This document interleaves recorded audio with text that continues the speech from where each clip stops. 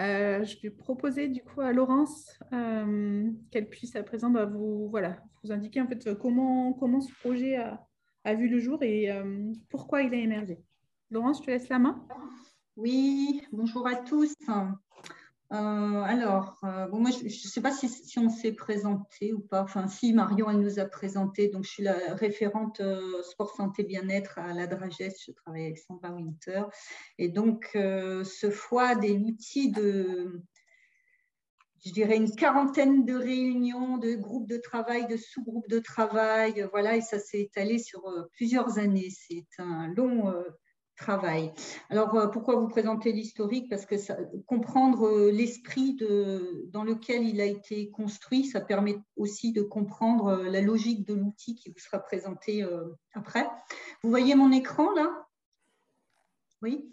Voilà, donc… Tu peux mettre en diapo si tu veux, parce que là, on l'a en… Ouais. À partir du début. C'est mieux là? Voilà. Donc, comprendre la démarche de l'outil permet de comprendre aussi l'objectif et les publics visés. Vous voyez que c'est un travail qui a été initié en 2016. Donc, au départ, on ne savait pas trop qu'on allait se lancer dans un FOAD, dans un outil de la sorte. C'était une enquête de l'ADR, parce qu'à l'époque, on était des RDJSCS, une enquête menée auprès des OF métiers du sport de notre région, sur différentes thématiques, voir comment la Dragesse, on pouvait, au-delà d'étudier les rubans pédagogiques et voilà, tout ça, d'accompagner des OF sur certaines thématiques. Et suite à ce questionnaire, à cette enquête, il est ressorti qu'il y avait une forte demande par rapport à la thématique santé et sport.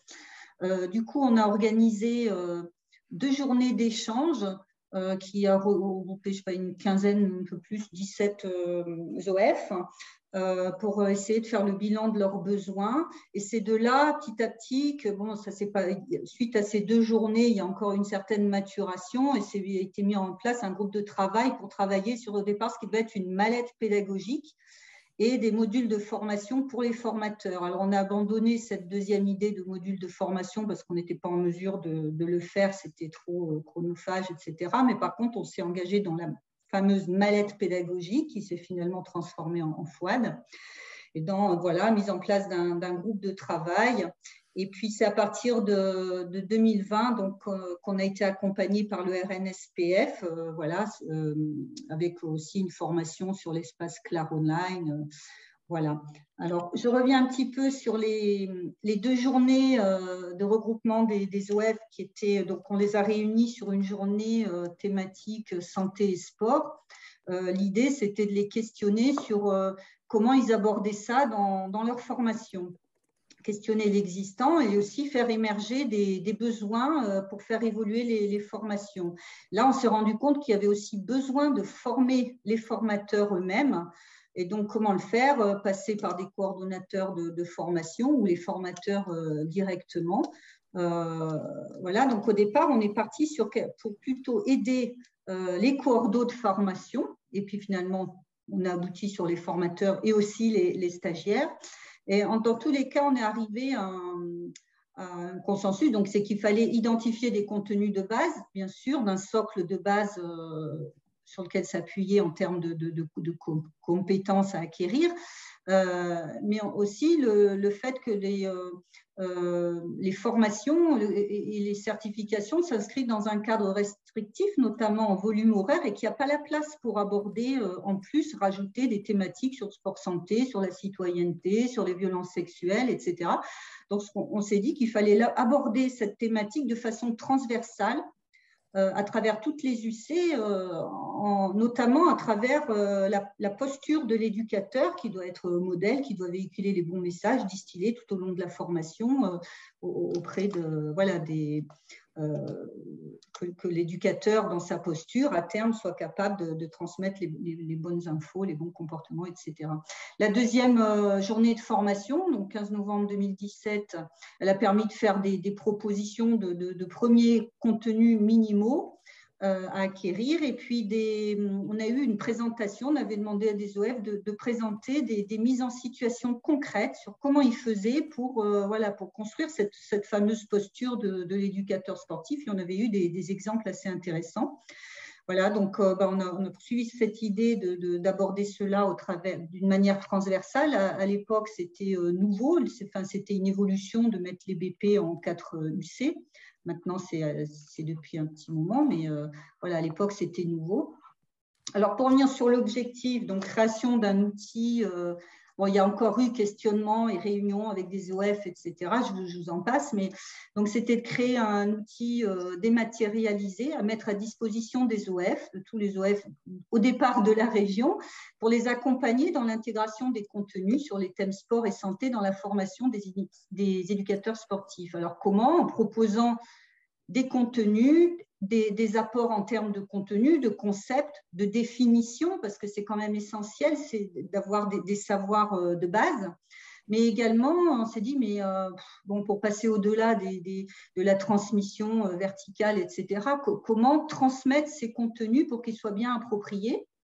Alors, s'en est suivi tout un travail qui a été assez fastidieux, hein, avec des groupes, des sous-groupes de travail, etc., dans notre GT, d'essayer d'identifier, et finalement, on n'y est pas trop mal arrivé, vous nous le direz, des savoirs, des savoir-faire, des savoir-être qui sont liés à 3 thématiques qui ressortent dans la santé et le sport. Donc, ils sont liés, ces savoirs, savoir-faire et savoir-être qui sont liés au sport, santé, bien-être, ceux qui sont liés à la protection de la santé des sportifs et puis ceux qui sont liés à la prévention du dopage et des conduites dopantes. Après, en travaillant dans ces sous-groupes, on s'est rendu compte qu'effectivement, il y avait quand même des choses qui étaient transversales et qu'il y avait un socle commun qui pouvait être transversal aux 3 thèmes. Et c'est ce que vous retrouvez dans le FOID, que vous retrouverez dans bases et fondamentaux. Après, on a on a tenté, vous nous direz aussi si on y est arrivé, à proposer d'intégrer ces savoirs, savoir-faire et savoir-être, qu'ils soient transversaux ou spécifiques aux 3 thématiques, dans les UC et les OI des BPGEP. Voilà, et puis en parallèle, identifier les ressources en ligne les plus pertinentes qui peuvent être utilisées par les OF sur ces thématiques-là.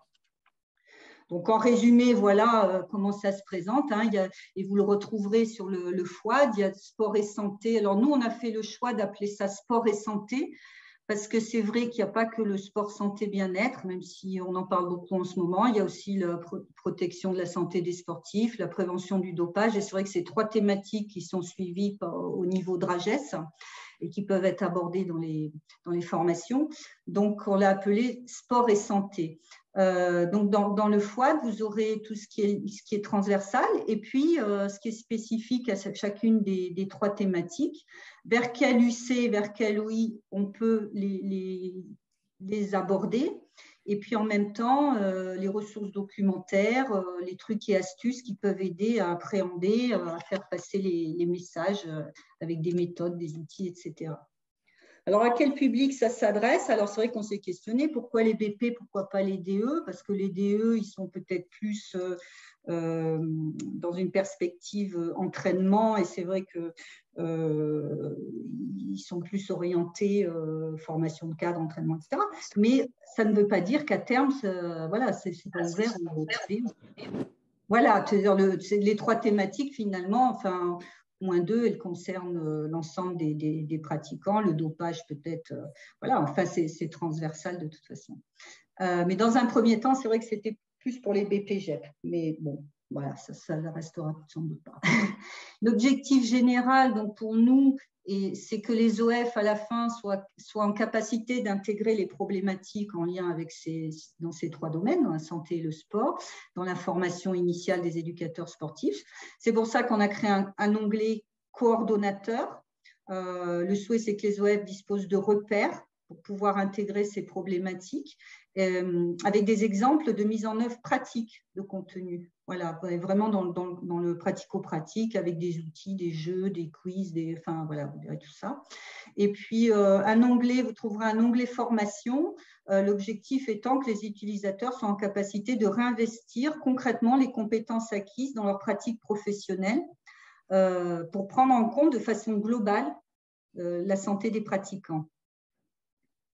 Alors, pour nous, un point important, et vous l'avez abordé tout à l'heure pour ceux, je crois que c'était Rodolphe Aigron, l'intérêt d'alterner les parties à distance et présentiel, pour nous, ça nous semble important qu'il y ait une part de saisir les avantages de l'alternance, c'est-à-dire qu'il y a à la fois l'utilisation du FOAD, mais après des retours concrets en présentiel, voilà, pour mettre en pratique. Et voilà, l'alternance des deux nous semble importante pour effectivement développer les savoir-faire et savoir-être et être vraiment dans la posture éducative dans le champ de la santé. Alors, pour terminer rapidement, ben voilà, les contributeurs du groupe de travail, je ne les ai pas tous cités parce qu'il y en a qui sont intervenus en plus à des moments donnés sur des petites périodes, etc. Mais grosso modo, c'est la DRAGES avec les référents sport santé et les médecins conseillers qui ont été là à différents moments. L'IREPS avec Isabelle Jacob, le pôle ressources nationales sport santé bien-être avec le CREPS de Vichy, le PMS du CREPS de Vichy avec Mélanie Rance, Michel Guinaud d'une antenne médicale de prévention du dopage et puis Marion que vous connaissez du RNSPF. Voilà. Eh bien, merci. Je vais peut-être laisser, donc c'est Alexis, non, qui prend la suite pour dire. Merci. Merci Laurence pour cette historique. Effectivement, c'est historique. C'est Alexis qui va permettre de rentrer maintenant plus concrètement dans l'outil. Ce qu'on peut juste dire par rapport à ce que tu as évoqué en complément, c'est qu'à un moment, c'est vraiment poser la question de effectivement à qui on destine cet outil. Est-ce qu'on le destine aux coordos et aux formateurs pour qu'eux-mêmes en fait, puissent être sensibilisés à la thématique de la santé dans le sport et qu'ils puissent le diffuser dans leur propre formation, ou est-ce qu'on s'adresse aux stagiaires? Et puis, en fait, quand on a avancé aussi de manière plus concrète dans les contenus, finalement, les contenus qui pouvaient permettre aux coordos d'être sensibilisés étaient très proches de ceux qu'on pouvait proposer aux stagiaires. C'est pour ça qu'on a fait un outil unique, et comme le disait Laurence, avec un onglet, par contre, dédié aux coordos pour compléter. Alexis, à toi de jouer. Ouais, allez, je partage du coup. Tu vas juste me dire, Marion, si on voit bien la fenêtre de l'espace. Et de toute beauté. Ah, magnifique, merci. Bonjour à toutes et tous. Donc, moi je suis Alexis Xel de la DRAGES également du pôle sport. Comme l'a évoqué Marion, moi, je suis donc arrivé au 1er septembre dernier au sein du pôle sport. Donc, je vais vous présenter l'espace avec beaucoup d'humilité. Au regard de l'historique qui a été présenté, j'ai pas du tout tout le recul, voilà, sachant que le projet est initié depuis de longues dates. J'ai essayé de m'approprier, en tout cas de comprendre l'ensemble de la construction. Je vais essayer de vous en faire une présentation la plus simple et lisible possible. Globalement, la fenêtre que vous voyez là actuellement à l'écran, donc ça c'est la fenêtre qui constitue l'accueil. Globalement, vous avez l'ensemble des informations que Laurence vous a présentées. À chaque fois, dans chacune des fenêtres dans lesquelles vous rentrerez, vous serez accueilli finalement par une petite vidéo, alors soit sous une forme voilà, de petite présentation unique, soit sous une forme d'interview, d'échange, et qui vous permettra de mieux comprendre les tenants et les aboutissements de chaque parcours, enfin en tout cas de chaque thématique engagée. Globalement, si on rentre sur la partie formation, pour être un petit peu plus dans le concret, voilà, donc là, vous retrouvez la fameuse petite vidéo. En l'occurrence, c'est moi qui l'ai faite, mais ça vous permettra de retrouver finalement l'ensemble des informations que je vais évoquer avec vous. Donc, le parcours ici accessible, bases et fondamentaux, donc qui constitue le socle de connaissances utiles et nécessaires pour pouvoir ensuite bénéficier, profiter au mieux des 3 autres parcours qui sont donc accessibles ensuite ici. Tout ce qui concerne la dimension sport, santé, bien-être, la protection de la santé du sportif et la prévention du dopage. Voilà. Comme on le retrouve dans l'arborescence qui est proposée à l'accueil, on a bien finalement les fondamentaux qui sont bien nécessaires, utiles, qui permettent de faire finalement un check-up général en fonction des profils des uns et des autres, de l'avancement des formations, et qui permet vraiment de bénéficier au mieux de chacun des parcours. Ensuite, si on rentre plus spécifiquement dans un parcours, accessible aussi via la fenêtre d'accueil. Donc, globalement, on va retrouver une architecture assez classique, voilà, avec un sommaire qui reprendra l'ensemble des points abordés au cours de la formation. Et à chaque fois qu'on est dans un titre ou sous-titre, on retrouvera les contenus qui seront à disposition sur la partie droite. Hein. On peut réduire, enfin voilà. Après, on peut jouer avec l'ensemble des éléments sans problème. Sur chacune des séquences, qui vous sera présentée un peu plus en détail tout à l'heure, vous retrouverez voilà, des ressources différentes, que ce soit du texte commenté, des vidéos, des ressources extérieures, voilà, des quiz qui permettent finalement de venir un tout petit peu mobiliser toutes les ressources qui ont été vues dans chaque des parties ou sous-parties. Et ces quiz, ils sont importants parce qu'ils font vraiment intégralement partie du processus pédagogique. Ils permettent vraiment finalement de jouer avec les notions qui ont été évoquées. Et ces quiz, à chaque fois, ils sont clôturés par une correction. Ils peuvent même être refaits. Voilà, j'ai presque envie de dire, pas à volonté, mais pas loin, ce qui permet vraiment d'ancrer éventuellement un certain nombre de choses. Et c'est quand on a réalisé finalement toutes ces activités, je vais revenir dans la partie voilà, principale, l'accueil, quand on a réalisé toutes ces activités, 100%, qu'on peut justement venir obtenir son badge ici, dans la petite partie obtention des badges, où là, finalement, une fois que 100% des activités ont été réalisées, c'est-à-dire la lecture, le visionnage des vidéos éventuellement, enfin, donc tous les contenus qui sont possibles et disponibles, et la réalisation des quiz, voilà, sont validés par l'obtention d'un badge et qui permet de contrôler le fait que voilà, tout le parcours a bien été établi. J'ai Je plus de vois que tu as mémoire. fait que 2 badges sur 4. Hein. Ouais, je ne sais pas pourquoi d'ailleurs. Ça peut Peut-être qu'il y a un bug, les autres. mais c'est vrai, bonne remarque. Globalement, voilà un petit peu l'organisation générale de la plateforme et de l'outil. Qu'est-ce que je voulais rajouter d'autre que j'ai oublié de vous dire?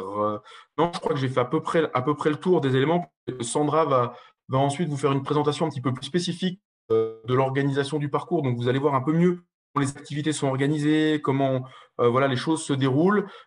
Pareil sur l'onglet Cordo qu'elle vous présentera ici, qui est donc dédié vraiment aux coordonnateurs, aux formateurs et qui n'est pas accessible du coup aux différents stagiaires voilà, qui vont venir consulter l'ensemble des espaces.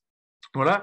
Et dernière petite chose que je voulais éventuellement juste vous montrer, parce que c'est quelque chose que je trouve finalement assez fonctionnel, c'est cette capacité ou cette possibilité qu'on a de venir et revenir sans être de façon complètement continue dans l'ensemble du cours, parce que des fois, il y a des choses voilà, qui sont très intuitives, d'autres qui nécessitent plus de temps de revenir dessus.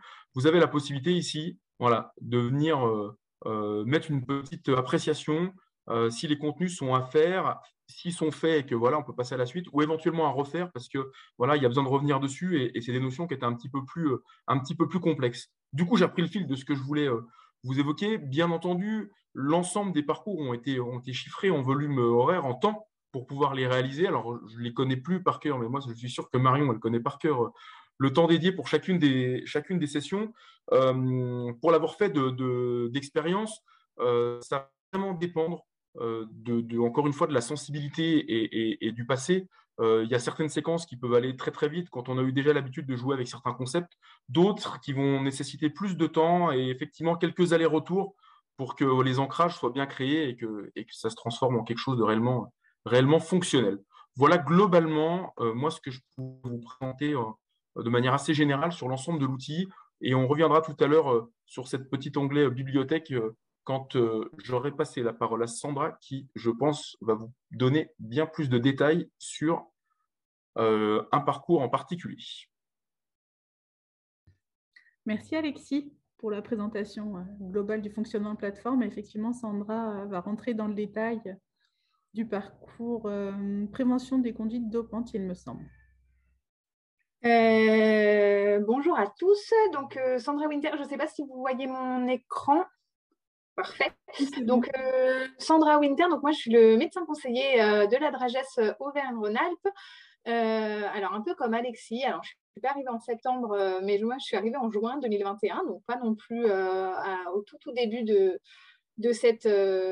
la création de cette FOAD, puisque comme vous a dit Laurence, ça fait quand même des années que ça a été travaillé, mais du coup, j'ai pris la suite des 2 médecins conseillers qui étaient en poste avant moi à la Dragesse, et du coup, j'ai pu participer effectivement continuer à mettre en place cette FOAD qui quand même a beaucoup évolué. Et du coup, je vais vous présenter, alors pas le parcours prévention du dopage, mais protection de la santé des sportifs. Ça n'a pas une importance fondamentale. Donc, comme le disait Alexis, hein, on préconise quand même de faire en tout premier le parcours base et fondamentaux.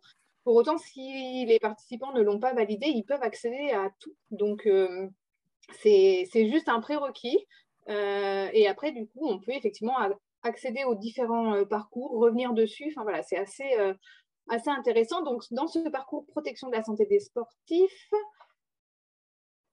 donc, vous avez cette page d'accueil, comme vous disait Alexis. Hein, donc, systématiquement, vous avez un petit mot. Là, effectivement, donc c'est une interview de Marion et moi pour présenter rapidement ce parcours. Alors, l'idée d'avoir mis des vidéos et des PowerPoint commentés, c'était de faire en sorte que cette FOAD, elle soit quand même assez accessible à nos apprenants, enfin, du moins que les gens n'aient pas l'impression de se retrouver juste avec des diaporamas à passer, mais que ce soit un peu plus interactif. Donc, effectivement, on a dû se prêter au jeu de se filmer et d'être mis sur la FOAD. Donc voilà, donc une vidéo de présentation qui reprend un petit peu, si vous voulez, voilà, on présente le parcours, hein, donc ce parcours spécifique là, de protection de la santé des sportifs, une présentation très rapide avec les différents thèmes qui seront abordés. L'idée aussi hein, de dire aux apprenants, donc de mémoire, ce parcours-là, on l'avait estimé à 2 heures, 2 heures et demie à peu près pour le faire. Et de bien dire aux apprenants qu'effectivement, ce qui peut être intéressant, c'est à la fin faire les quiz qui sont proposés, qui n'ont, vous le comprenez, pas un but d'évaluation. Hein, c'est vraiment pour eux, pour qu'ils se rendent compte de ce qu'ils ont appréhendé, ce qu'ils ont retenu, ce qu'ils n'ont pas retenu. Comme vous disait Alexis, on a veillé à ce qu'il y ait des corrections qui soient expliquées quand vraiment on a l'impression que c'était assez complexe. Et surtout, ils peuvent les refaire pour effectivement essayer d'obtenir ces petits badges. Donc ça, je pense par contre que le coordonnateur a accès au badge pour quand même savoir si les apprenants ont ou pas suivi les parcours. Et tant qu'ils n'ont pas réalisé tous les quiz de chaque parcours, ils n'obtiennent pas le petit badge. Juste pour compléter sur ce point, Sandra, donc effectivement, les coordos peuvent suivre l'obtention des badges par leurs stagiaires au fur et à mesure via le petit outil trophée que vous voyez à gauche de l'écran sur votre barre d'outils. Donc, il y a la gestion des badges de travail. Et à savoir aussi, en fait, on n'a pas mis de notion de notes sur les quiz, c'est-à-dire qu'on n'a pas imposé le fait qu'il faille avoir, par exemple, 16 sur 20 ou une autre note. Pour nous, comme le disait Sandra, l'idée n'était pas d'avoir une forme d'évaluation ou de sanction par la note, mais vraiment de pouvoir tester ses connaissances. Et l'enjeu était plutôt voilà, de pouvoir voir comment les contenus avaient été intégrés. Après, charge au coordo, s'il le souhaite, de voir pour chacun des stagiaires quelles sont éventuellement les notes obtenues et s'il y a peut-être certaines notions sur lesquelles il faut revenir aussi en présentiel parce que l'ensemble des notes est relativement basse, par exemple. Merci Marion. Donc, après avoir vu cette petite vidéo d'accueil, hein, donc on reprend les items un à un. Donc, par exemple, je vais pas tout vous détailler, hein, mais juste pour vous montrer un peu les contenus. Donc là, dans ce parcours de vraiment protection de la santé des sportifs, donc c'est protection, on va dire, au sens large hein, de la santé des sportifs. Le premier point qui nous semblait important, hein, c'était de les sensibiliser aux facteurs de risque qu'on peut rencontrer dans le sport. Hein. Donc, qu'est-ce qu'un facteur de risque qu'est-ce qui va favoriser la survenue d'accidents ou d'incidents, donc avec un diaporama qui est commenté. L'idée hein, étant que ce soit quand même plus accessible. Donc, un diaporama commenté, quelques petits détails dessous, et puis hein, le fameux quiz qu'on peut commencer un peu à n'importe quel moment. Donc là, voilà, ils remplissent l'idée. Hein, alors, je vais le remplir rapidement pour vous montrer, mais finalement, hein, ils remplissent le quiz, donc on va tout cocher. Ah, pourquoi je n'ai pas terminé? Et donc, vous voyez, à chaque fois, donc il n'y a pas la notion de note, mais on leur montre quand même une note qui se rendent compte un peu de ce qu'ils ont fait des erreurs ou pas. Ils peuvent effectivement voir leur réponse, voir la réponse qui était attendue. Et puis, s'ils ont besoin de le recommencer, ils peuvent le recommencer. Voilà, donc on peut naviguer, soit vous voyez à la fin de chaque, si je me remets là, sur chaque onglet, on peut naviguer, hein, soit en passant à l'onglet suivant, soit en revenant sur l'onglet de présentation générale. Donc toujours dans ce parcours protection de la santé des sportifs, le deuxième point, qui est le point le plus gros en fait, de ce parcours, c'est une séquence sur la traumatologie. Donc l'idée, hein, c'était vraiment de sensibiliser les éducateurs sportifs à ce qu'on a trouvé être les principales pathologies ou les pathologies les plus fréquentes qu'ils pouvaient rencontrer. Alors, l'idée n'est pas qu'ils diagnostiquent les pathologies et qu'ils fassent des traitements, etc., mais c'est plus qu'ils aient notion de voilà, qu'est-ce qu'une lésion musculaire, qu'est-ce qui se passe quand il y a une lésion musculaire, quel est le traitement de la lésion musculaire, comment les choses vont évoluer après une lésion musculaire, et plutôt pour qu'ils puissent avoir une idée de, voilà, quand il y a un pratiquant qui leur décrit quelque chose, est-ce que c'est grave, est-ce que c'est moins grave, à quel moment il faudrait peut-être orienter vers un médecin. L'idée étant toujours d'aller sur la posture de l'éducateur sportif, qu'ils aient aussi notion à un moment quand est-ce qu'il faut que je conseille peut-être d'aller voir un médecin, de consulter quelqu'un pour la prise en charge, qu'ils aient cette notion qu'il est important pour eux qu'ils aient aussi un réseau de professionnels autour d'eux qui va pouvoir les aider. Enfin voilà. Donc les différentes pathologies qui ont été choisies comme étant probablement les pathologies qu'ils verraient le plus souvent. Donc pareil, à chaque fois, ce sont des diaporamas qui sont commentés pour que ce soit plus facile pour les apprenants, avec toujours dans cette partie-là, toujours un peu la même thématique, une partie un peu physiologie où on leur rappelle les bases, les mécanismes de survenue des lésions, les conséquences que ça va avoir au niveau anatomique et fonctionnel. Donc, plus ou moins long, vous imaginez, selon les pathologies. Et après, de mémoire, du coup, on leur parle de la conduite à tenir. Voilà, la conduite à tenir sur le terrain. Et puis après, forcément, l'évolution. On ne rentre pas dans les détails. C'est vraiment pour qu'ils aient un aperçu très rapide. Donc, vous voyez, on a balayé, bien entendu, les commotions cérébrales et puis les traumatismes dentaires qui sont quand même assez fréquents et souvent pas forcément très bien pris en charge. Donc, à chaque fois, des diaporamas commentés qui expliquent les lésions et puis ces petits onglets là que vous avez pour aller plus loin. Donc, c'est des liens. Donc, c'est ça qui va faire aussi que le parcours va être plus ou moins long. L'apprenant, entre guillemets, qui ne regarderait que les diaporamas commentés, à peu près, à chaque fois, c'est entre 5 et 8 minutes.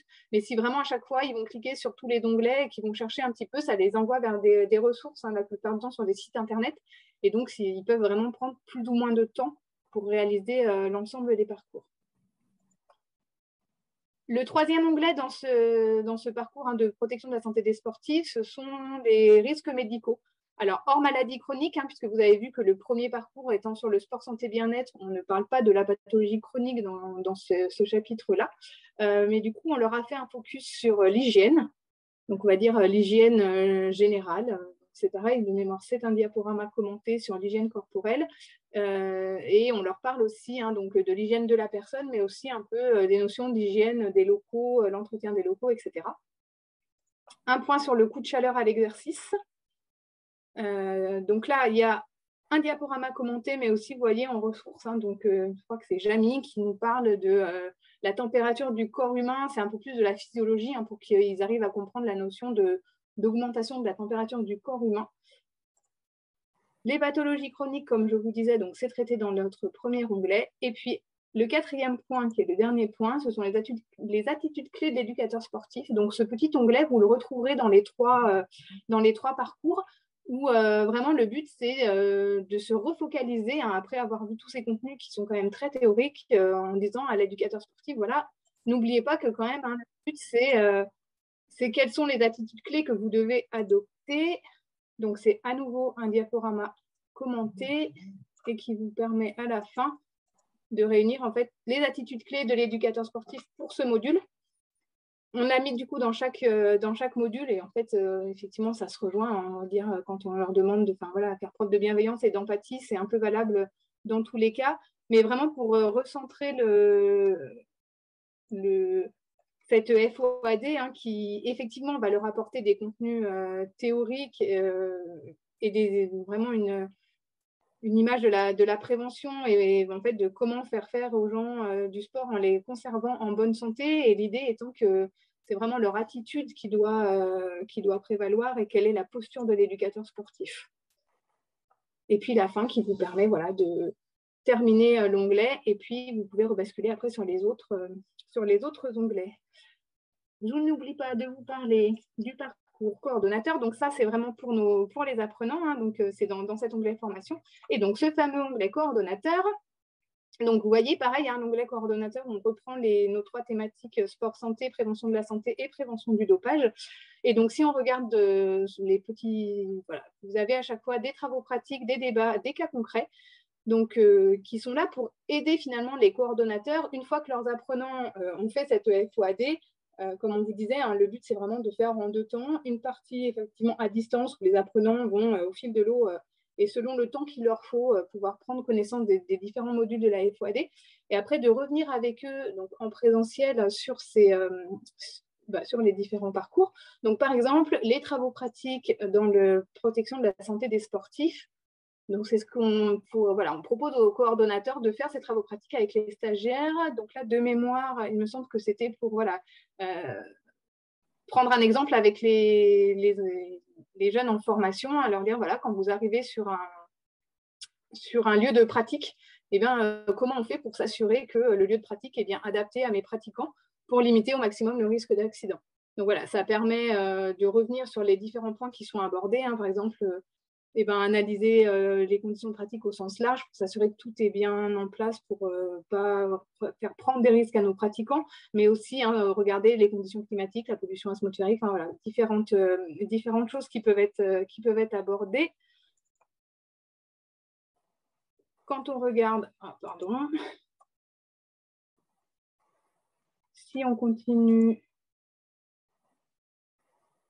les propositions de débat sur cette thématique, donc c'est pareil, hein, qu'est-ce qu'on peut faire avec nos stagiaires pour revenir sur les notions qui auraient été abordées. Donc là, on propose, donc c'est vraiment des débats, hein, donc l'idée est quand même de les faire parler sur les commotions cérébrales, par exemple, leur dire… les commotions cérébrales ne surviennent que dans certains sports où il y a des contacts violents. Et donc, c'est pour voir déjà s'ils ont bien appréhendé la problématique de la commotion cérébrale, à quel moment elle va survenir. Et donc, refaire avec eux un focus sur cette problématique des commotions cérébrales. Ou par exemple, l'hygiène, si vous voulez parler avec eux d'hygiène, hein, l'hygiène des vestiaires et des lieux communs lors des stages n'est pas la problématique de l'éducateur sportif. Donc, effectivement, c'est pour les pousser à réagir, hein, faire un débat tous ensemble. Donc, voilà, oui, c'est quand même de ma responsabilité. Et du coup, à quoi il faut faire attention. Et je vais vous montrer, du coup, le dernier. Les cas concrets. Donc, ça, vous les retrouvez, hein, enfin, les coordos les retrouvent pour chaque parcours, à part pour base et fondamentaux. Mais par exemple, des cas concrets pour la protection de la santé des sportifs. Par exemple, pendant l'entraînement, un jeune sans protégeant reçoit un coup dans la mâchoire et il se casse une dent définitive. Quels sont les risques et quelle conduite vous semble adaptée? On en a un autre, c'est le coup de chaleur. Hein, pendant un entraînement de tennis, un joueur qui ne s'est pas entraîné depuis des mois se plaint d'une fatigue intense, de nausées, etc. Il semble agressif et a une démarche ébrieuse. Quels sont les risques identifiés? Et le 3e exemple qu'on a pris, c'est une blessure au quadriceps pendant un entraînement. Quels sont les risques identifiés et quelles conduites à tenir vous semble adaptées? Donc, c'est vraiment pour revenir avec eux sur les différents thèmes qui sont abordés dans la FOAD. Ça reste que des exemples. Hein, donc, on a pris différents cas qui peuvent être différents. Voilà. Je ne sais pas, Marion, si tu veux compléter ou… Merci Sandra. Je pense que c'était déjà bien détaillé. Après, il y aura peut-être des questions par rapport au contenu des parcours annexes ou connexes. Peut-être ce que tu peux juste, si tu veux, présenter rapidement le document qui est en dessous de la vidéo où il y a Maud, qui était l'intégration en fait justement des différents savoir-faire, savoir-être dans les UC en fait, du BP pour ceux qui se posent vraiment une question plutôt en termes d'ingénierie et quand est-ce qu'on peut placer ces temps de sensibilisation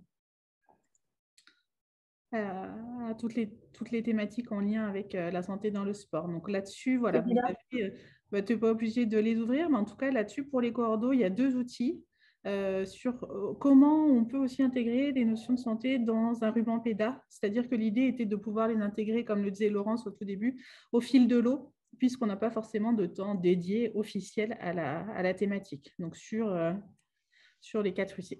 Là, on a fait ce travail de découpage, effectivement, pour les BP. Néanmoins, l'ensemble des contenus qui sont présentés dans les parcours en FOAD sont sont complètement accessibles aux autres diplômes. BP, DE, DES. Quoi. Voilà. Alors, avant qu'on passe à l'onglet médiathèque, est-ce que vous avez déjà peut-être des questions ou des retours sur ce que Sandra vous a présenté?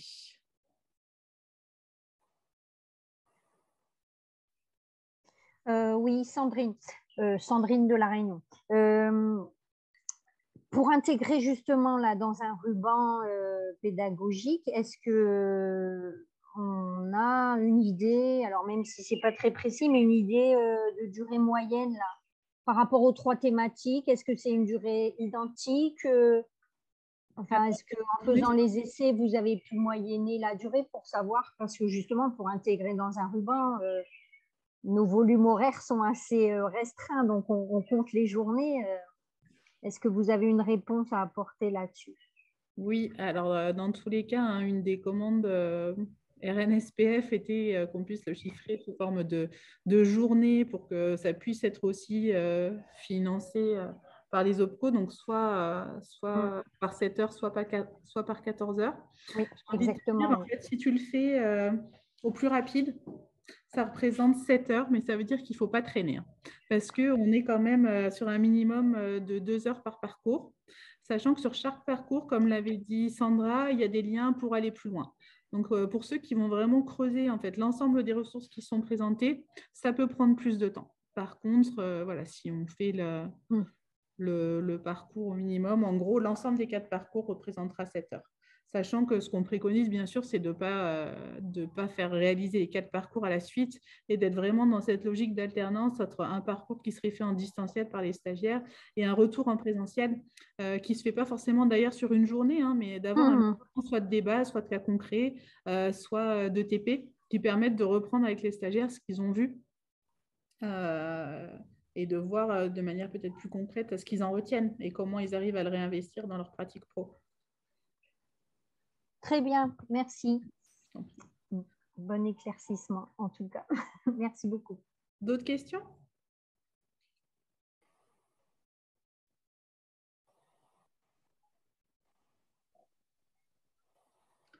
Ok, alors Alexis, je te laisse reprendre la main pour présenter l'onglet médiathèque et puis ce qu'on peut réaliser aussi en termes finalement de veille et d'actualisation sur une thématique qui bouge assez vite. Donc, je pense que du coup, le partage il est de nouveau effectif. L'idée, c'était juste de faire un petit focus, un petit zoom sur le dernier onglet, bibliothèque, médiathèque. Moi, je voulais juste vous redonner un tout petit élément maintenant que Sandra a fait la présentation du parcours. Là. Il se peut que par moment, il y ait, en fonction des navigateurs que vous utilisiez, des vidéos qui s'ouvrent de manière autonome ou pas, qui viennent un peu perturber en tout cas le déroulé. Alors quand je dis perturber, c'est un grand mot, il suffit de mettre sur pause. Mais voilà, en fonction de la configuration des navigateurs, c'est des choses qu'on a pu voir. Voilà, moi en l'occurrence, là j'utilise Chrome et ça fonctionne sans trop de bugs. Je sais que quand j'utilise d'autres navigateurs, des fois ça arrive. En tout cas, ne soyez pas, si vous allez vous promener dedans, ne soyez pas surpris, ça peut arriver. Et ça fait partie des petits trucs qu'on essaye de résoudre pour faire en sorte que ce soit vraiment fonctionnel sur l'ensemble des navigateurs. Pour revenir au sujet un petit peu plus précis donc, de cette fameux onglet bibliothèque, vous retrouvez exactement les mêmes codes couleurs, la même organisation que l'ensemble des parcours. Et quand vous allez cliquer sur la possibilité de consulter les fichiers, ici, l'ensemble des ressources qui ont été référencées et qui sont en lien avec ce qui a été présenté dans chacun des parcours. L'objectif de ces fichiers, il est double. Premier objectif, il est de pouvoir consulter, si vous le souhaitez, ou même si les stagiaires, les apprenants le souhaitent, l'ensemble des ressources de manière indépendante et de pouvoir finalement les exploiter au mieux dans un autre environnement. Le deuxième objectif, il est de faciliter aussi la veille, faire en sorte que les liens restent actifs, que les contenus restent d'actualité et qu'on puisse relativement facilement, ou en tout cas plus facilement, s'assurer que l'outil dans le temps reste d'actualité et qui soit pérenne. On a souhaité ajouter ici un élément supplémentaire Alors, je ne sais pas si je vais l'ouvrir. Si, peut-être, si ça marche. Voilà, ça doit marcher. Voilà, qu'on a nommé ressources numériques et qui reprennent à peu près exactement la même idée que ce qui est sous forme de tableau Excel. Simplement, la seule différence, c'est que cette fois-ci, on ne retrouve plus la page, l'adresse exacte de la ressource qui a été mobilisée, mais plutôt la dimension générique source de chacune des organisations, chacune des structures, voilà, qui a servi d'appui pour construire un certain nombre d'éléments. Et du coup, à partir d'ici, on a essayé donc de remettre en place donc, le nom complet de la structure concernée, l'acronyme qui va avec, le site qui va avec, parce que des fois, on peut aussi s'y perdre un peu. Voilà. Et puis, bien sûr, le lien qui permet d'y retourner. Tout ça pourquoi? Tout ça pour pouvoir voir il y a une deuxième page ensuite. La possibilité, finalement, d'utiliser toutes ces ressources pour aller plus loin, encore une fois, pour pouvoir éventuellement s'abonner à des newsletters quand on a envie de se tenir informé, parce qu'il y a pas mal de ressources qui le permettent. Et finalement, encore une fois, dans l'objectif, ou en tout cas dans la volonté d'aller un peu plus loin, aussi de mettre certains réflexes en route, voilà, d'aller voir tel ou tel acteur, tel ou tel partenaire potentiel pour rester finalement toujours un peu dans l'actualité et dans la réalité de ce qui se fait. Voilà, donc accessible ici, on retrouve encore une fois les mêmes codes couleurs avec l'ensemble des ressources disponibles sous forme Excel ou on va dire les ressources numériques sources, où là vraiment c'est l'ensemble des organisations qui ont pu servir ou être consultées pour la construction de tous les espaces. Cette médiathèque, cette bibliothèque, elle a vocation aussi à être actualisée, elle a vocation à être enrichie au fur et à mesure des éléments qui sera apportés, soit modifiés pour que ça reste à jour, soit renforcés par d'autres éléments en fonction de vos retours, en fonction de la veille que nous, on pourra opérer au fur et à mesure. Donc, il y a une vraie volonté que cet espace reste dynamique, en tout cas, qu'il ne reste pas figé. Pareil, idem sur l'ensemble des choses qu'on pourrait éventuellement apporter. Il y a des sujets qui sont d'actualité, sur lesquels on travaille, autour voilà, de capsules vidéo, notamment sur la protection de la santé du sportif, ou d'autres projets qui pourraient venir renforcer des choses qui sont déjà à l'intérieur des différents espaces, voilà, pour les animer, pour les rendre plus interactifs, pour les faire évoluer, ou alors simplement aussi pour les mettre à jour, hein. Là, il y a des textes qui sont discutés en ce moment, notamment le projet de loi sur la démocratisation du sport qui est en ce moment en aller-retour entre l'Assemblée nationale et le Sénat, qui peut éventuellement impacter des thématiques qui sont évoquées dans cet espace-là. Donc, l'objectif, ce sera d'être réactif pour pouvoir vraiment coller au plus près de la réalité et pouvoir proposer quelque chose, encore une fois, qui soit pérenne et qui évolue avec le temps et ces sujets d'actualité. Voilà un tout petit peu en termes d'outils, bibliothèques, voilà la manière dont ça a été conçu, et puis les perspectives, encore une fois, qui ne sont pas très définies encore pour l'instant, mais sur lesquelles on est en train de travailler, et au gré aussi des retours que vous pourrez faire, pourront évoluer et prendre forme. Super, merci Alexis. Voilà, parce qu'effectivement, tu as raison de le souligner, enfin, de créer l'outil, c'est bien, mais de l'actualiser régulièrement, c'est aussi important et chronophage. Maintenant, Alors moi, si je peux juste ajouter un petit dernier truc, Marion, pour conclure et ensuite ne plus mobiliser la parole. Comme je l'ai dit, moi, je l'ai à titre perso découvert il y a peu de temps finalement l'outil. Et une des perspectives, et là en l'occurrence encore une fois qui est pas très qui est en discussion, hein, c'est la possibilité de garder cet espace ouvert qui permettrait à des stagiaires, des apprenants, même diplômés, de faire des allers-retours, pourquoi pas, avec ce qui est dedans, puisqu'il y a un certain nombre de rappels qui par moments sont vraiment intéressants, et finalement d'en faire une forme de ressource au-delà d'un simple parcours de formation, mais qui puisse aussi comme, allez, je dirais pas un fil conducteur, mais quelque chose sur lequel s'appuyer quand on veut rentrer de manière un peu plus précise sur certaines démarches, voilà, qui, quand on ne les utilise pas forcément quotidiennement, on a besoin un peu de les remobiliser de temps en temps. Merci Alexis. Et du coup, maintenant, pour clôturer ce ce temps d'échange. Je vais laisser la parole à Laurence et puis aux membres du groupe s'ils veulent compléter. En parallèle, j'avais une petite question dans le chat. Donc, ceux qui ont essayé de se connecter, c'est ça, il y a un problème sur la page d'accueil?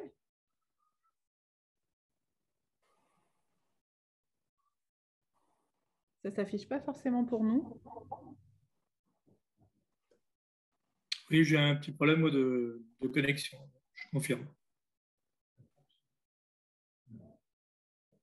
Ok, bon, bah, du coup, il faudra tester pour voir si c'est une problématique commune ou si c'est un cas spécifique et du coup avoir en direct. Ouais, en fait, Marion, le module, il est écrit en préparation. Il n'est pas comme les autres où tu peux cliquer dessus et t'inscrire. Ok, bah, ça ne devrait pas. Je vais refaire le lien avec les collègues de Dijon qui l'avaient peut-être mis en... Pour info, pour ma part, ça fonctionne. En fait, ça me met que c'est actif, etc. Ah. Je viens juste de tester là, j'ai essayé une vidéo vite fait. Ok. Ouais, mon collègue me dit que ça marche aussi pour lui. Pourtant, tu as un compte, hein, Valentine, toi. Oui, oui, c'est pas un problème de compte. Hein. Je verrai ça avec Marion Sancy. Merci pour l'alerte, en tout cas. Laurence? Oui, donc à un moment donné, je passerai la parole à Sandra aussi parce que, bon, comme le dit Alexis, ce qui nous intéresse, c'est aussi votre retour sur cet outil. Alors, bien sûr, c'est trop tôt parce que vous le découvrez à peine, mais c'est un outil qui sera vivant dans le sens où il sera évolutif et on cherchera à l'améliorer. Donc déjà, si en le découvrant et déjà par rapport à ce que vous avez entendu, ce qui nous intéresse, c'est de savoir si vous imaginez déjà pouvoir réinvestir ça dans vos formations, réinvestir ce qui a été présenté. D'une part. D'une autre part, est-ce qu'il vous semble qu'il y a des problématiques en lien avec santé et sport et qui sont difficiles à intégrer dans les formations et qu'on aurait raté quelque chose peut-être ou oublié une problématique qui vous concerne au quotidien?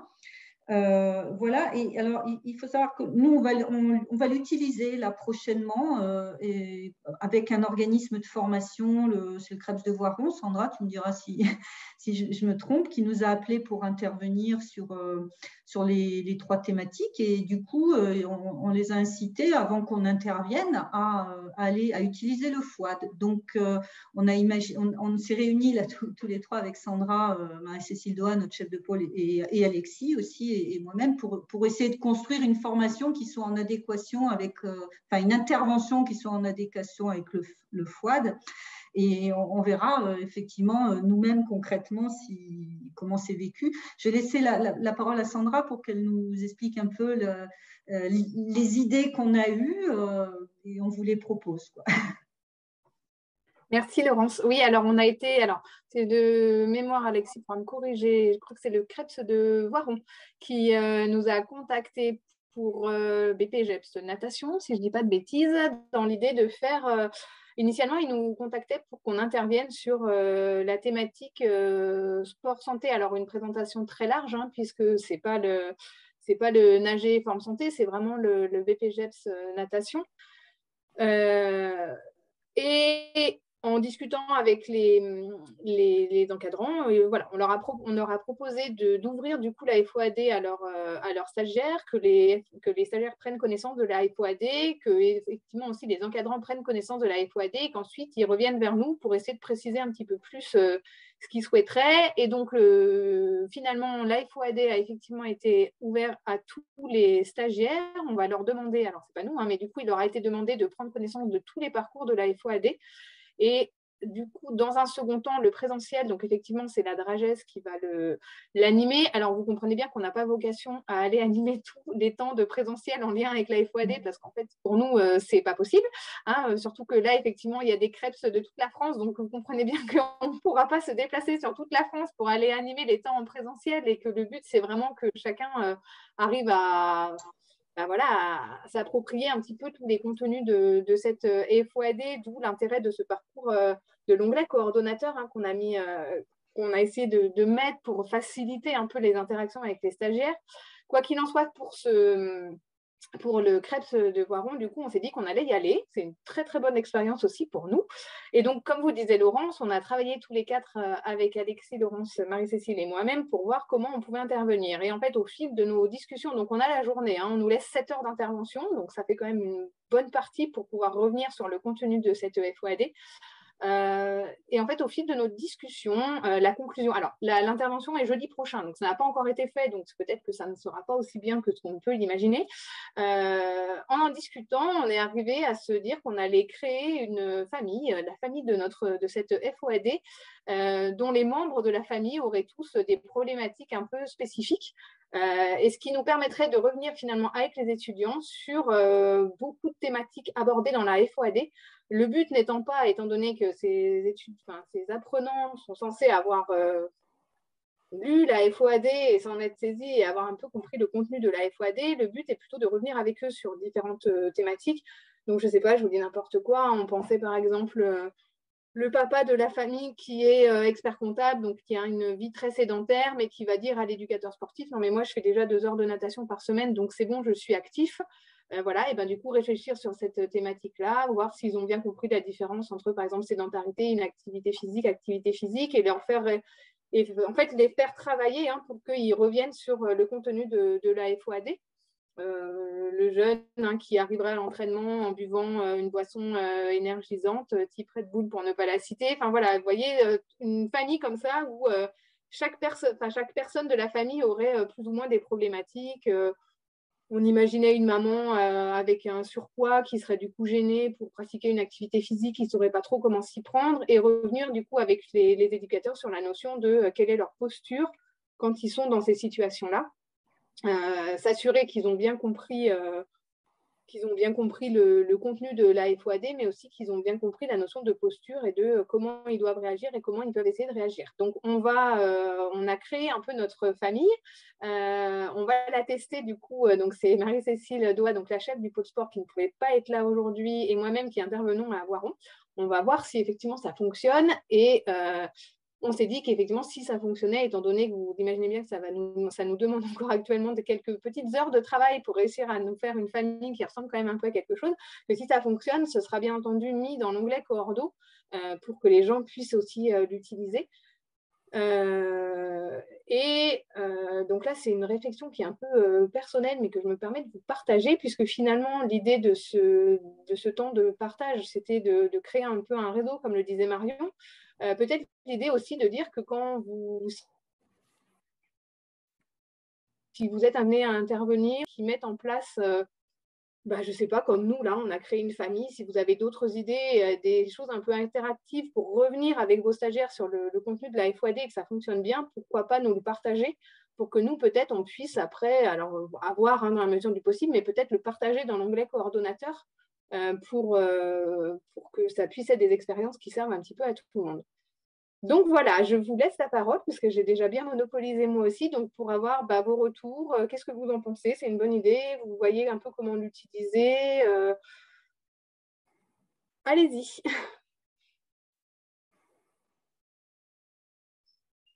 Bon, Sandrine, moi je vais encore prendre la parole parce que je vais devoir vous quitter. Déjà, vraiment bravo hein, pour le travail. Là, on a eu un aperçu, mais ça m'a l'air déjà bien complet. Alors moi, comme ça, à chaud, je peux vous dire que je vais transférer le lien à l'ensemble des coordonnateurs du Krebs pour qu'ils puissent éventuellement, déjà cette année, le tester déjà eux, le parcours, parce que c'est important que le coordonnateur s'approprie l'ensemble du parcours. Ce qui est génial, c'est l'idée des TP associés, là, ça me plaît vraiment hein, dans un esprit un peu de classe inversée où on leur fait intégrer des notions et ensuite on fait un retour animé, dynamique, où on n'a plus ce système de contenu descendant. Franchement, moi je suis à fond avec vous. Donc super. Moi, ça me va. Je vois déjà tout ce que je peux faire avec cet outil et j'attends bien sûr vos retours de ce que vous allez faire la semaine prochaine. Ça me paraît sympathique. Voilà. Encore merci beaucoup. Merci à toi, Sandrine. Juste un petit complément parce que je sais que tu as un collègue sur le CREPS de La Réunion qui a développé un espace d'activité très spécifique à la natte physio. Oui, Il y a pas mal d'inscrits. Donc, je pense que oui, tu pourras aussi l'inviter à regarder ce qui a été fait sur le parcours basé fondamentaux parce qu'il y a vraiment des éléments communs en fait, entre ce oui, qu'il a pu proposer et puis des oui, compléments sur ce que nous, on a pu bien sûr. ajouter. Donc, je pense que ça Oui. pourra peut-être aussi l'intéresser. Ouais. Et en plus, il est responsable du haut niveau. Et moi, ça me parle aussi pour les athlètes d'épaule et tout ça, là. Enfin, le volet où on a le dopage, où on a la prévention. Enfin, je ne sais pas, on pourrait quand même aussi imaginer que les sportifs aient accès à ça. Pas penser qu'à nos BP. Enfin, voilà, il y a quand même des contenus qui sont bien généraux et il y a le volet sportif quand même, hein.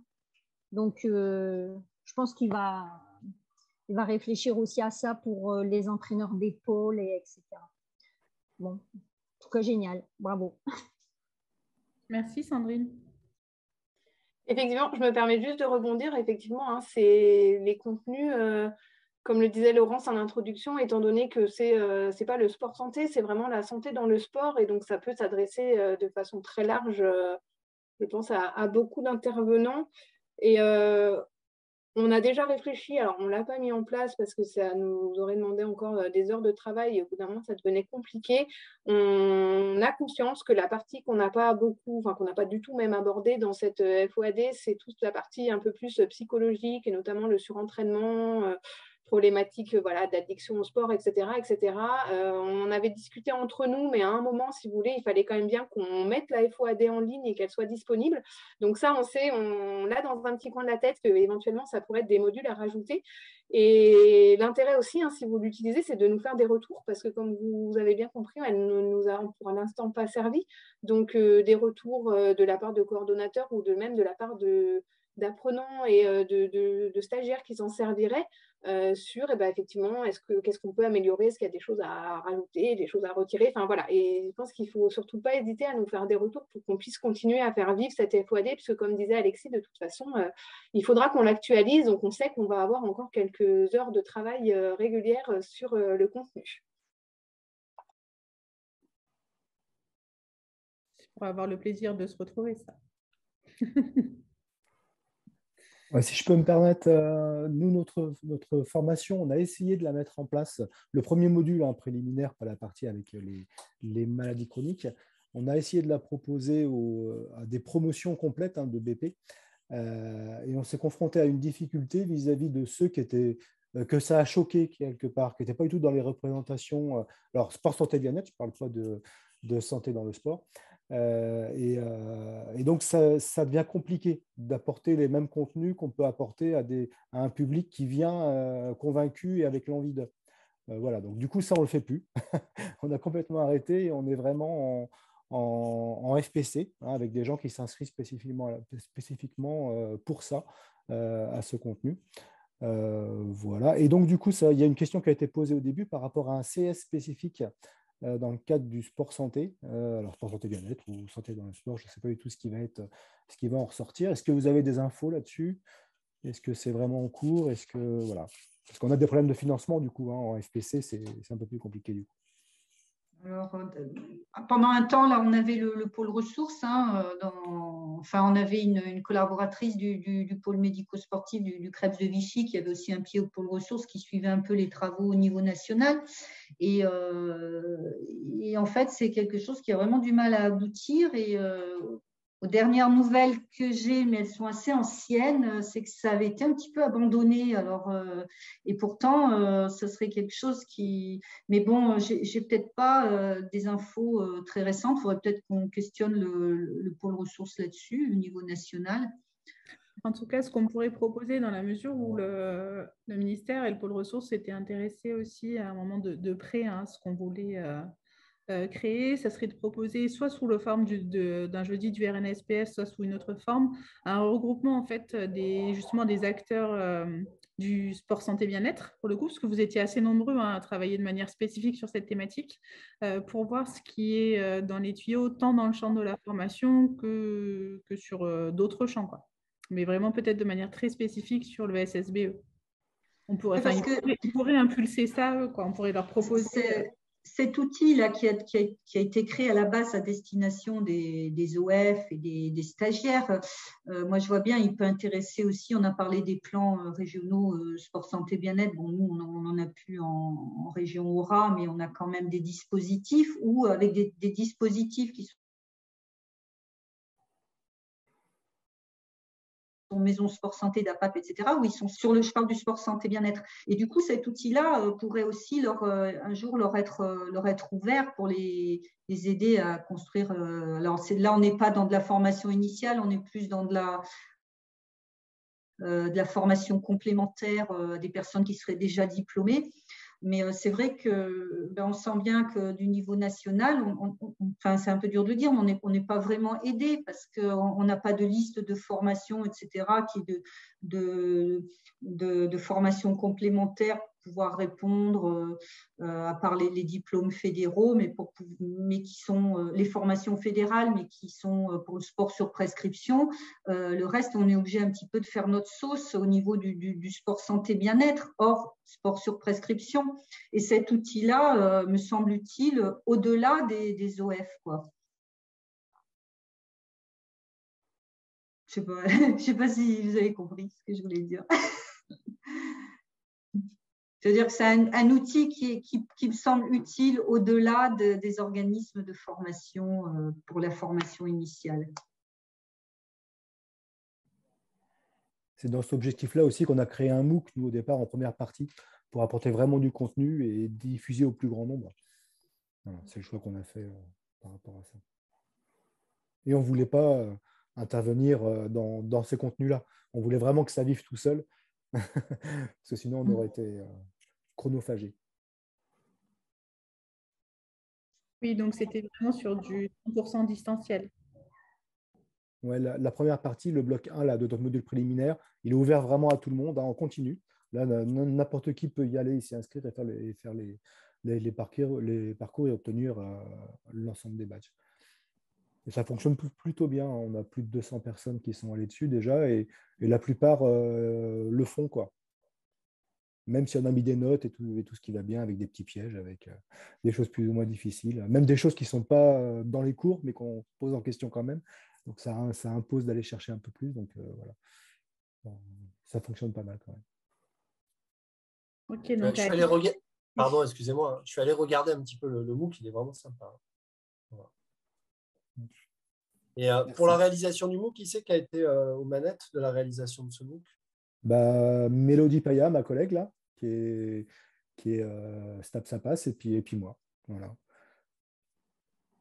Merci. Super.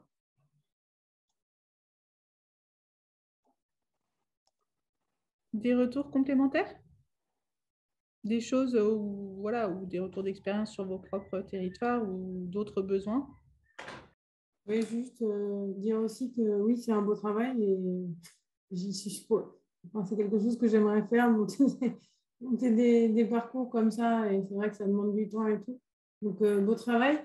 Moi, je pense que, en tout cas, je ne sais pas encore de quelle façon nous on l'intégrera sur le BPAN demain, mais en tout cas, le principe d'avoir 7 heures comme ça en FOD qu'on peut associer à de la pratique, en fait, et le fait de mettre de la pratique entre-temps, je trouve que c'est super intéressant.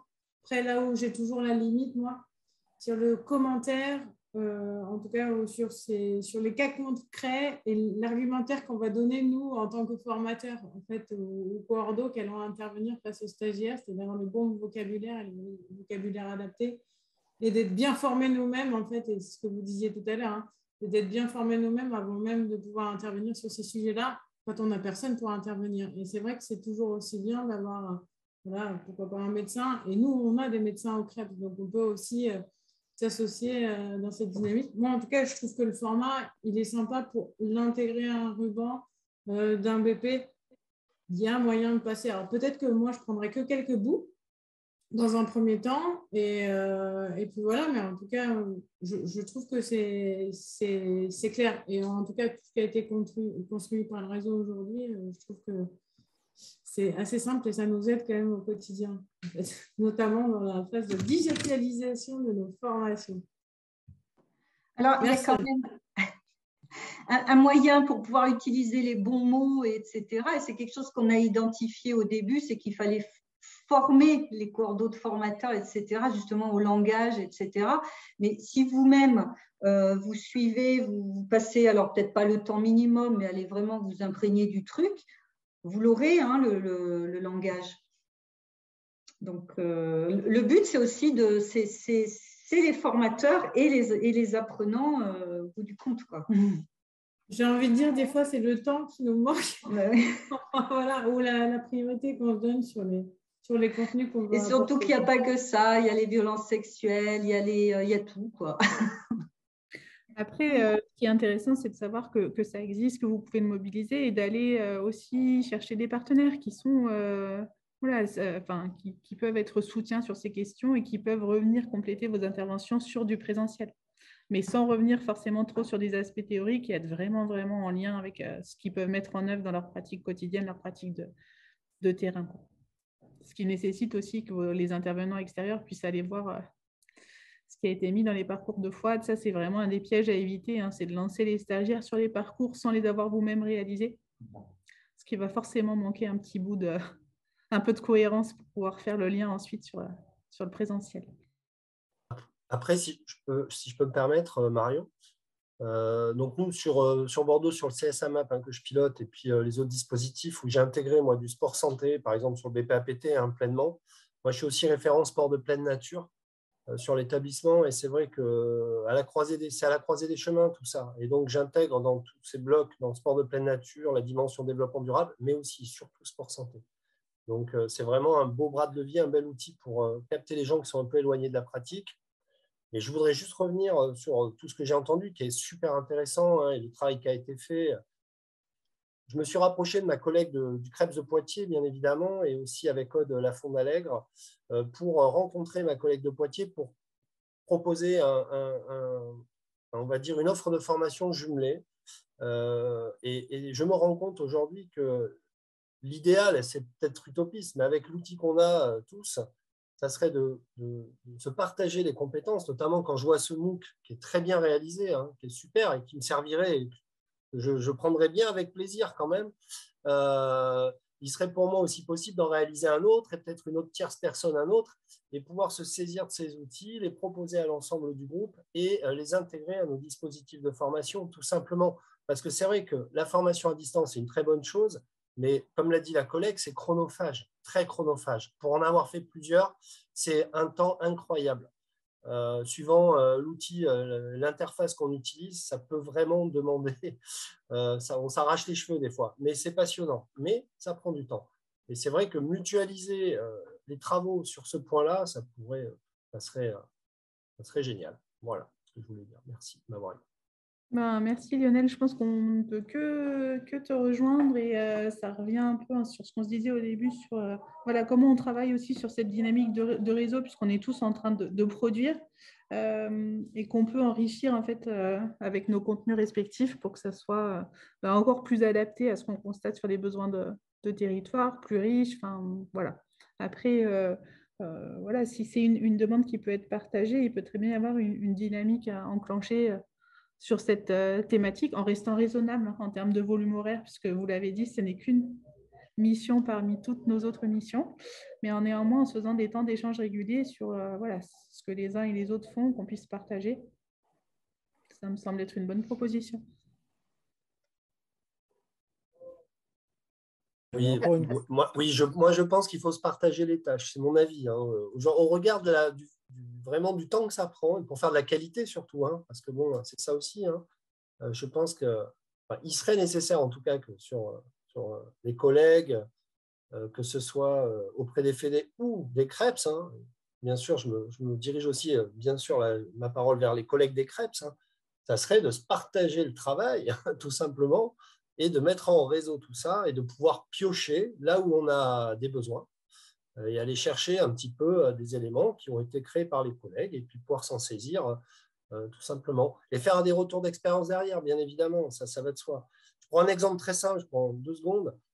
J'ai été interviewé, donc un ancien stagiaire à nous qui a développé et de l'emploi et du sport santé donc, sur le stade Montois vers chez nous, et ça marche très fort. Et donc, un vrai modèle de réussite, en fait. Et voilà, ce sont des choses comme ça aussi sur les territoires qui peuvent servir d'exemple, parce que c'est vrai que ça reste très flou hein, sur l'ensemble des stagiaires qui, même s'ils sont un peu sur des débuts de projet, sur des municipalités ou le champ du privé, du secteur marchand, des fois c'est flou hein, quand même, cette thématique. C'est vrai que de donner du concret, par exemple, ça c'est une vraie plus-value, je pense. Merci. Merci beaucoup, Lionel. Alexis et Sandra, vous voulez rebondir? Oui, moi, c'était juste pour rebondir sur ce qui était évoqué, là, la mutualisation, la capitalisation de tout ce qui pourrait être fait ou produit. C'est sûr que le numérique, c'est très chronophage, surtout quand on n'est pas des spécialistes de tous ces outils. Moi, dans ce que j'évoquais tout à l'heure, en termes de perspective, c'est bien le projet. Alors, peut-être pas dans un premier temps sur l'ingénierie ou la manière dont les choses pourraient s'organiser, mais en tout cas, tous les projets qui seraient en lien avec ces thématiques et encore une fois, celle dont moi je m'occupe plus particulièrement sur la dimension protection, ont vocation à être partagées dans ces espaces, en l'occurrence l'espace bibliothèque, que ce soit encore une fois des vidéos, des capsules, des choses comme ça qui peuvent être déposées pour l'instant de manière voilà, un peu comme ça au fil de l'eau, mais qui pourraient potentiellement être réutilisées, réintégrées. Vous verrez dans la partie base et fondamentaux, il y a beaucoup de ressources qui sont reprises de contenus existants qui apportent une forme de dynamisme, je trouve, au parcours et du coup qui utilisent avec d'interactivité, de dynamisme, parce qu'on vient varier les supports, les vidéos, les choses comme ça, et en utilisant des choses qui ont été faites et qui sont bien faites. Et j'aime bien parler, entre guillemets, de travail utile un peu, moi, mais c'est cette capacité justement à capitaliser. En tout cas, dans tout ce qu'on essaiera de faire, on essaiera de le mettre à disposition là-dessus. Et si tout se passe bien, on devra en avoir dans pas trop longtemps, normalement. Merci, Alexis. Sandra? Oui, juste pour rebondir rapidement sur deux choses. Alors, effectivement, hein, une FOAD, on en a tous fait, des FOAD, des MOOC, des choses comme ça à distance, c'est très chronophage. Je pense que pour nous, il y a aussi cette idée dans cette FOAD de pouvoir laisser le contenu disponible pour les apprenants, c'est-à-dire qu'ils puissent y avoir accès au cours de leur formation. Et même si avec eux, vous n'avez pas le temps de tout balayer, parce qu'effectivement, c'est compliqué. Et vraiment, l'idée derrière cette FOAD, ce n'était pas de rajouter du temps. Alors effectivement, au bout d'un moment, les notions, si on veut qu'ils les comprennent et qu'ils se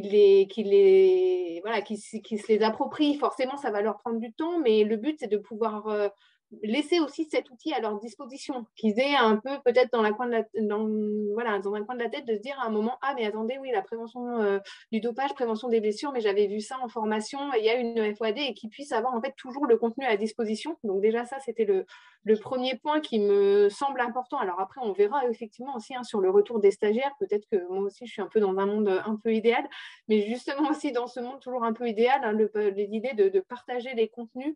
Nous, on ne l'a absolument pas fait pour que ça reste en ligne et que ce soit la propriété de la Dragesse Auvergne-Rhône-Alpes ou de l'IREPS ou du CREPS ou peu importe. C'est vraiment fait pour que ce soit utilisé vraiment de façon large, avec la possibilité, comme on vous disait, hein, de pouvoir rajouter des contenus si par moment on se rend compte que finalement ce n'est pas très accessible ou peut-être qu'on est allé trop loin dans certaines choses et pas assez dans d'autres. Enfin, de faire évoluer le contenu, et il n'y a qu'avec des retours d'expérience qu'on pourra le faire évoluer.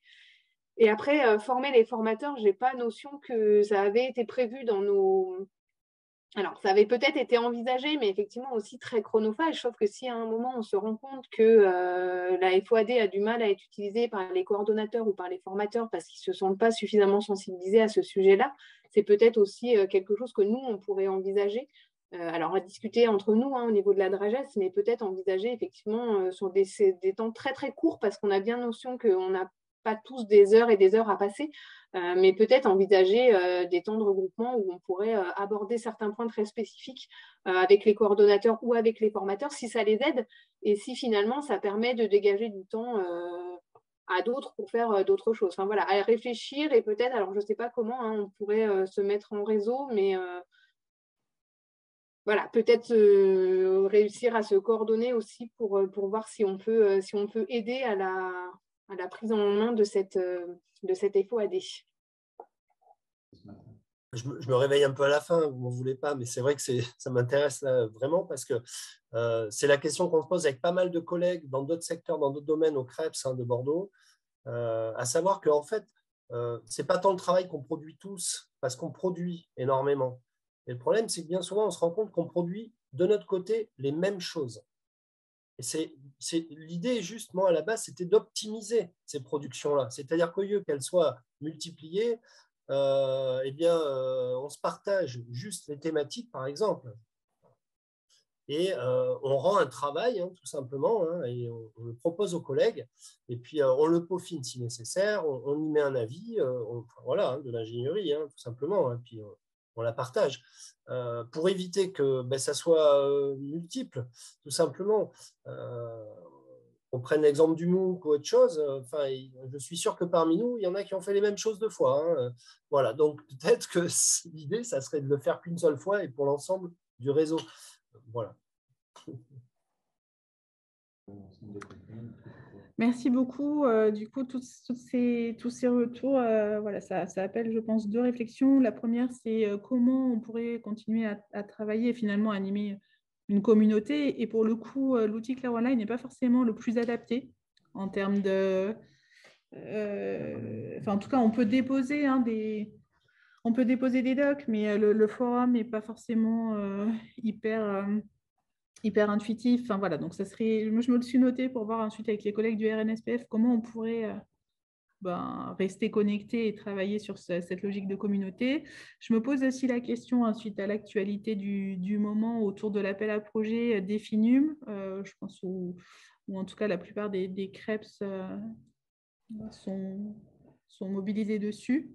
Voilà, de voir si il pourrait être opportun ou pas de déposer une fiche action spécifique sur la thématique de la santé dans le sport, puisqu'on travaille quand même pas mal dans ces champs-là. La question, cependant, reste à voir de qui pourrait être le porteur de projet. Est-ce qu'il y a d'autres remarques? Parce que du coup, on va arriver au bout du temps qui nous était imparti. Ouais, moi, j'avais une dernière question. Je n'ai pas trouvé l'espace non plus sur le RNSPF. Je suis tombé un petit peu comme le collègue. Quand je vais chercher dans les ressources du RNSPF, je vois le sport santé, ou le santé et sport, mais marqué en texte et en préparation. Et quand tu cliques sur le lien que j'ai mis dans le chat, est-ce que ça fonctionne? Ah, dans le chat, sûrement. Ouais, dans le chat, j'ai mis le lien vers l'espace. C'est un D'accord. lien d'auto-inscription. Si tu as déjà un compte, normalement, ça va t'inscrire directement sur l'espace. Peut-être Ok. pour qui ça ne marchait pas, je vous invite à tester. C'est ce que j'ai fait, Marion. Du coup, pour moi, ça marche comme ça. T'es bonne. Je sais que tu es bonne élève, Sandrine. Voilà, ça fonctionne pour moi aussi. Ouais. Ah, cool. OK. Ok, parfait. Ça marche.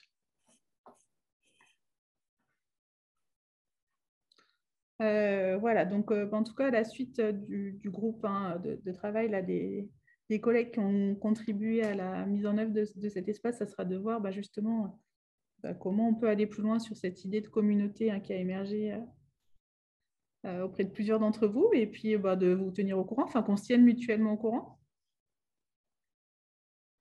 Ça marche? En tout cas, merci à tous pour votre participation, et puis on vous invite vraiment, vraiment à aller tester et à nous faire des retours pour qu'on puisse améliorer et faire évoluer l'outil. Et puis, on suivra avec attention les épisodes de la famille FOAD. Merci pour le travail. Ça m'intéresse beaucoup, la famille FOAD. Là, ça m'intéresse beaucoup, je sens bien l'accroche. On lui cherche un nom, la famille, l'intervention qu'on va faire au départ, c'était parti sur la famille Adam, finalement la famille en forme. Mais si vous avez des idées. Ouais.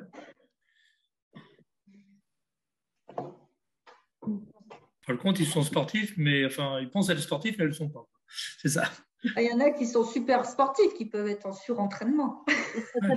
Ah oui, d'accord. Oui. D'accord, c'est tous les extrêmes. Mais quand même sédentaire. Ouais. Oui. C'est la famille Sédan d'e-sport. Sédan comment? C'est dans l'e-sport.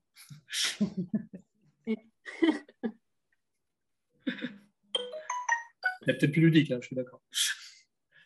Non, c'est pas mal. On aurait pu se laisser un temps là-dessus de débrief. Mais... ok. Merci encore à tous. Bon après-midi. Merci à vous. Merci. Et puis, on est contente d'avoir revu aussi. Merci, au revoir. Ouais, merci beaucoup. Au revoir. Merci, au revoir. Au revoir. Bonne fin de journée.